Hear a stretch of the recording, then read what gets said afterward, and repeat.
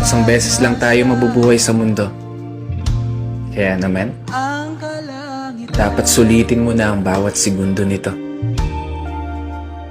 Gawin mo lang palagi yung mga bagay na tingin mo magpapasaya sa'yo. Puntahan yung mga lugar na gusto makita ng mga mata mo. Kasi isang beses lang, oo, isang beses lang, tayo may pagkakataon dumaan sa kalsada ng buhay na hindi mo na mababalikan. Dahil habang tumatanda tayo, meron tayong isang bagay na malimit na kakaligtaan.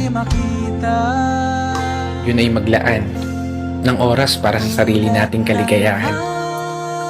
Kasi karamihan sa atin, puro trabaho na lamang nasa isip. Sa pagtulog na lang dinadaan yung pahinga habang namamasyal sa panaginip. At paggising, trabaho ulit hanggang sa hindi mo na magawang masulit kahit man lang saglit. Yung oras na kay bilis pumipihit. Pero hindi ko sinasabi na huwag ka na magtrabaho.